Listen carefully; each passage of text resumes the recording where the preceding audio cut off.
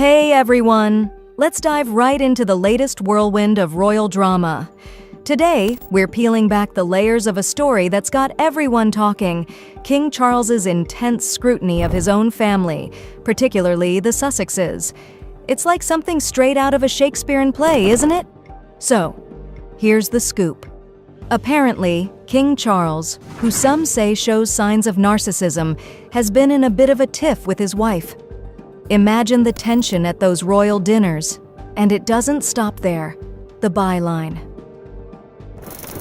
Times has been digging deep and they've unearthed some juicy details about the royal household's inner workings, involving advisors, staff, and even King Charles himself. Now, let's talk about Dan Wootton. Remember him? The guy who's been quite critical of the king's wife. Well, he found himself in hot water over allegations of blackmail and deceit for sexual gains. Though he denied these claims, the controversy led to his exit from the Daily Mail and GB News. The plot thickens, right? But wait, there's more. Byline Times has got their hands on some exclusive info that throws Prince Harry, his wife, and their response to all this into the mix.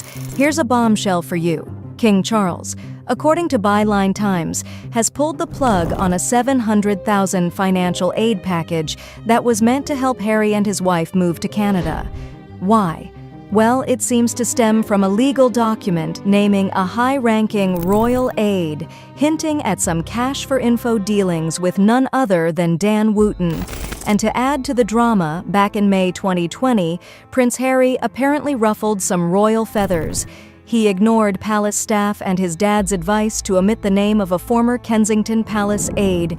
Talk about family feuds, stay tuned because this royal roller coaster seems far from over.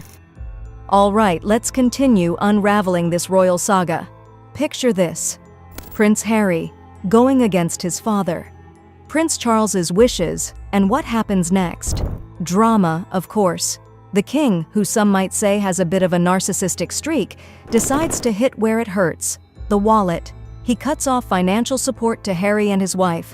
Talk about a royal standoff. Now, enter Christian Jones, the palace press secretary.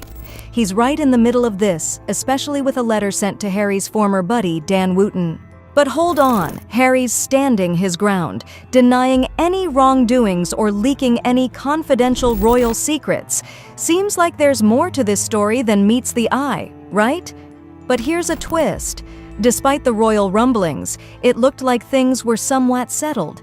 That is, until the king's sudden financial cutoff in June 2020. This move didn't just create tension, it shattered the Sandringham Agreement. Remember that? It was supposed to be a one-year trial for Harry and his wife to split their time between the UK and Canada, a bit of royal breathing space. Now, let's talk about the media and public pressure. The Duchess, finding herself in a tough spot with relentless media scrutiny, a less-than-thrilled royal family, and a public growing weary of her actions, decides to head to Canada. But just 3 months into their trial period, bam! The financial rug is pulled out from under them. So what's a duke and duchess to do? They move to the US and start wheeling and dealing in private business to cover their hefty $3 million security bill. No help from the king means they're in a tight spot, scrambling to ensure their family's safety. But wait, there's an insider in the mix, spilling the beans to Line Times. They say it's all about protecting the royal household, using financial threats as a tactic. And amidst all this, Jones and Wootton are now tangled in a high-profile legal drama. The reason behind all this chaos? Stay tuned, because this royal roller coaster is far from over. So what's the real deal behind the king cutting off the funds? It all boils down to one word: control. Prince Charles, it seems, felt his authority was being challenged by Harry not playing by the royal rules. His response? Hit them where it hurts: their wallet. The king's game. Plan was pretty clear: force Harry and his wife back into the senior royal fold. You can't afford to go it alone, he seemed to say. Come back and you'll be safe and financially secure. Talk about a power play. But here's an interesting angle.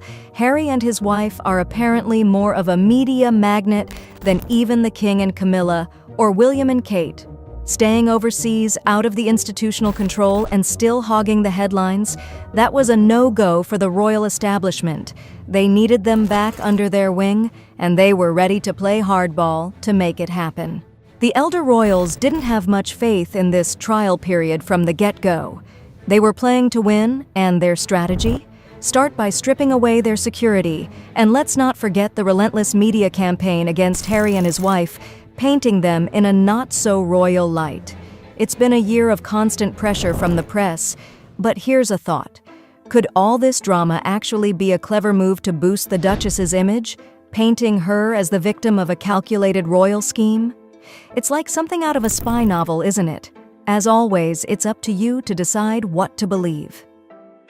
Is this just another twist in the ongoing royal soap opera, or is there more than meets the eye? Stay with us, because this tale of royal intrigue is far from over. So what's really going on behind the scenes with this royal drama? Is this newspaper aiming to throw shade at the royal family, or is it unmasking King Charles's quest for control over his wife and Harry? The plot thickens. Folks, the Sussexes were basically stuck between a rock and a hard place: stay in Britain under the royal umbrella, or face relentless criticism aimed at keeping them from outshining the rest of the family. The British media's eagerness to jump on this bandwagon isn't really a shocker, but it's not just a UK thing. Media from Germany, Spain, and the US have been equally critical, showing that this story has global legs.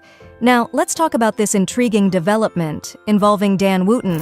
Byline Times has been doing some serious digging into his dealings. They've been chatting with folks linked to the royal households about a $4,000 payment made by Rupert Murdoch's son to Christian Jones's partner. This payment, supposedly for stories about the Sussexes, raises a few eyebrows. But here's a twist. The publicist who received the cash says it was for stories about a reality TV star, not the Duchess. And Jones, he's adamant. He never leaked any sensitive Sussex info, like that letter Harry sent to Charles about moving to North America. Yet this letter somehow made its way to the front page of The Sun, thanks to Wootton. Speaking of Wootton, his beef with Harry and his wife is no secret. He's been a thorn in their side, and Harry's had enough. He's even included some of Wootton's less-than-friendly offers in his communications. It's like a royal game of chess with the media as pawns and the Sussexes trying to navigate this high-stakes game. Who's playing fair and who's got a hidden agenda? The plot's thickening by the minute, so don't go anywhere. In this latest chapter of the royal saga, we've got a letter that could have been ripped straight from a spy novel. Prince Harry, writing to his dad, pleading for privacy. This wasn't just any letter. It was like the golden ticket of royal correspondence. Only a handful of people knew about it, and even Harry's closest pals were kept in the dark. But then, bam, the whole Megxit story leaks right as the Sussexes were about to announce it themselves. Talk about timing, right? This leak stirred up a real storm, putting the royals in quite the constitutional pickle. Now, here's where it gets juicy. Wootton claimed that Harry blindsided his 93-year-old grandmother with this news, sparking a public outcry. But hold your horses. Spear comes forward saying the Queen actually knew about it since January 3rd. So what's the truth? This all points to some serious behind-the-scenes maneuvering. Was King Charles pulling the strings, using financial leverage and a year-long pressure campaign to rein in Harry and his wife? It's like a Game of Thrones, royal style. And let's not forget Dan Wootton's role in all this. He's been stirring the pot, adding his own flavor to this royal brew. So what do you think? Is there truth to this tale of control and manipulation? Or is it just another chapter in the ongoing royal drama? Share your thoughts and let's keep this conversation going. And that's a wrap for now. Remember to share your opinions and, as always, stay tuned for more gripping stories from the world of royalty. Thanks for joining in on this royal roller coaster ride, and I'll be back soon with more updates. Have a fantastic day.